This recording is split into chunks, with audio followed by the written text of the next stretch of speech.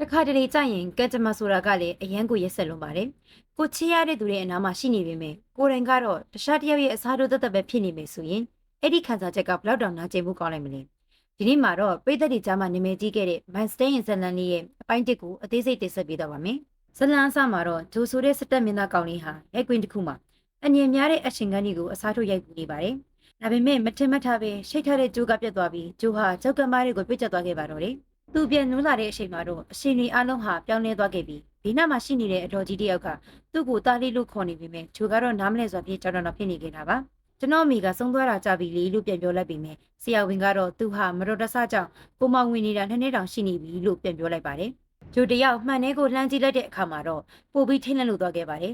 ်မှန်ထဲမှာမြင်နေရတာကသူမဟုတ်ပါဘူးတခြားတစ်ယောက်ရဲ့ခန္ဓာကိုယ်တွေကိုသူကရောက်ရှိနေတာပါဂျိုရဲ့အမိဖြစ်သူကတော့သူ့သားလေးပြန်တတိယလာတာကိုဝမ်းသာနေပြီးအတိတ်မိနေတာလို့ပဲထင်နေခဲ့တာပါဒါပေမဲ့ဂျိုရဲ့စိတ်ထဲမှာတော့အတော်သားနဲ့ကျွန်တော်ကနာမည်တူနေတာကြောင့်တေမင်းကလူမားခေါ်သွားတာလားအကယ်၍သူနဲ့တခြားဂျိုကခဏကိုချင်းမြလွဲသားတာလားဆိုပြီးသူ့စိတ်ထဲမှာရှုပ်ထွေးမှုပေါ်များစွာနဲ့ဖြစ်လို့နေပါတယ်ထို့နောက်သူနဲ့အရင်ကညီကိုလိုခင်ခဲ့တဲ့အကူဝိတ်ကိုပြန်တွေးလိုက်ရပြီးမင်းနဲ့နာမည်တူတဲ့ငါညီလေးကတော့ကံမကောင်းခဲ့ပါဘူးလို့ပြန်ပြောလိုက်တဲ့အခါဂျိုကတော့သူဘာဖြစ်သွားတာလဲလို့မေးလိုက်တဲ့အခါ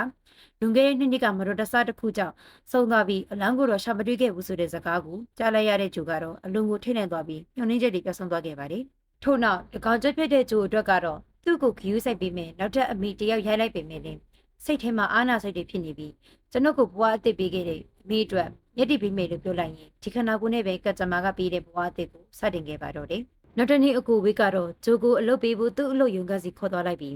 းအမြင်မဲ့တယောက်ဆောင်လမ်းကြောင်းကိုပေးပေမယ်ဂျိုကတော့သူ့အရင်ကကြွကျင်ခဲ့တဲ့အစားထိုးစတက်မင်းသားအလုပ်ကိုပဲတစ်ဖက်ပြန်ရွေးချယ်ခဲ့ပါတယ်လှလို့တဲ့အခါမှာလည်းသူနဲ့အရင်ကတည်ခဲ့တဲ့သူတွေကိုတတိလက်လွတ်ညီညီနီးပြုမှုနေမိပါတယ်ထို့နောက်မင်းဆိုတဲ့နာမည်ကိုကြားလိုက်ရတဲ့ဂျိုတယောက်ချက်ရှင်မဲ့အလုပ်ဆင်းပါတော့မယ်လို့ပြောပြီးအပြန်ဓာတ်တွေကမှတော့သူလုံးဝမတွေ့ချင်တဲ့မင်းကိုတွေးလိုက်ရတဲ့ဂျိုတယောက်ဒေါသတွေနာကြီးချက်တွေနဲ့ကြောက်ရွံ့လို့နေခဲ့ပါတယ်မင်းကဂျိုးကိုမြင်မြင်ချင်းမှပဲတနေရာမှာစုံမှုသူတို့ခံစားရလို့လက်ကိုလှမ်းဆွဲပြီးမေးလိုက်တဲ့အခါဂျိုကတော့လူမားနေပါတယ်လို့ညင်းပြီးအမြဲဆုံးရှောင်ပြေးခဲ့ရပါတယ်။အဲဒီလိုနဲ့ဇလန်ကလွန်ခဲ့တဲ့3နှစ်ကိုပြန်သွားခဲ့ပါတယ်။လွန်ခဲ့တဲ့3နှစ်ကဂျိုဟာမင်းသားတုံရဲ့အစားထိုးစတက်မင်းသားအဖြစ်တရုတ်ဆောင်မှုပြင်ဆင်နေတဲ့အချိန်မင်းနဲ့ဆက်တင်တွေ့ဆုံခဲ့တာပါ။မင်းကတော့တုံကိုသဘောကျနေသူဖြစ်ပြီးဂျိုကိုနောက်ကနေမင်းသားတုံအမှတ်နဲ့မှားဖက်လက်တဲ့အချိန်ကစပြီးဂျိုရဲ့ရင်ခွန်တန်ကြီးဟာအဲ့ဒီရှင်ခဏလေးအတွင်းမှာပဲစတင်ခဲ့တာပါမင်းသားတုံကတော့အရှင်ကိုမလီစားပဲအောင်မြင်ပေမဲ့အောက်ရှိလူနေသူတယောက်ပါမင်းကသူ့နိုင်ငံခြားကပြန်လာလို့အတူညစာတော့စမယ်လို့တုံကိုခေါ်နေပေမဲ့အလုံးများနေတဲ့တုံကတော့ဒီနေ့တော့မရဘူးနောက်နေ့မှပေါ့လို့ပြောလိုက်တဲ့အခါမင်းတယောက်စိတ်ဆူလို့သွားပါတော့တယ်လမ်းမှာကားဆောင်နေတဲ့မင်းကိုဂျိုကတွေးလိုက်ပြီးအကိုလိုက်ဖို့ပေးမယ်လို့ခေါ်နေပေမဲ့လေမင်းကတော့တတိသားလေးပြီးညင်းနေပြီးမွေးရတော့မှမို့လို့လက်ခံလိုက်ပါတယ်လမ်းမှာတော့ဂျိုကမင်းကို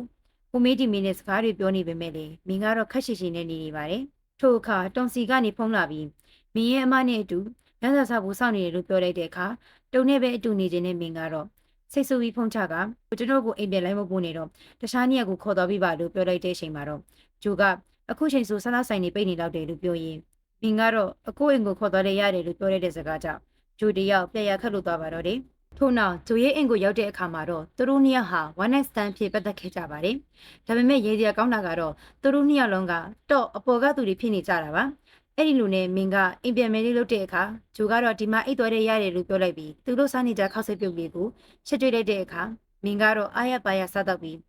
းသူတို့နှစ်ယောက်အဲ့ဒီညလေးကိုရိုးရိုးရှင်းရှင်းပဲဖြစ်သန်းခဲ့ကြပေမဲ့ဂျိုးအတွက်ကတော့မေးလို့မရနိုင်တဲ့အမှတ်တရတစ်ခုဖြစ်လို့သွားခဲ့ပါတယ်။နောက်တနေ့မင်းနဲ့တုံနဲ့အတူရှိနေတဲ့အချိန်မှာတော့မင်းရဲ့အမမေစီကနေဖုန်းဝင်လာတဲ့အခါမင်းကတော့သဘောထားကြီးစွာဖြင့်သူ့အမကိုဂယူးဆိုင်ပေးဖို့ပြောနေခဲ့တာပါ။တုံထွက်သွားတဲ့အခါမှာတော့မင်းတယောက်တုံနဲ့ဂျိုတို့ဟာအတော်လေးကိုအတူနေတာကိုသတိထားမိပြီးဂျိုကိုသူ့စီလာဖို့ဆက်သွယ်လိုက်ပါတယ်။မူးနေတဲ့မင်းကတော့ဂျိုကိုနမ်းလိုက်တဲ့အခါဂျိုကတော့ပျော်နေပေမဲ့သူဟာအစားထိုးလူတက်တက်ပဲဆိုတာကိုမသိခဲ့ရှာပါဘူး။ထို့နောက်အင်ပြင်ရောက်တဲ့အခါမင်းကတော့ဂျိုကိုစတင်ခုံအုပ်ဖို့ကြိုးစားပါတော့တယ်။ဂျိုကတားတဲ့အခါမှာတော့ဘာလို့အကူကလူပြိုဖြစ်နေသေးတာလဲလို့ပြောလိုက်တဲ့အခါဂျိုကတော့သူ့စိတ်ခံစားချက်ကိုအလိုလိုက်ပြီး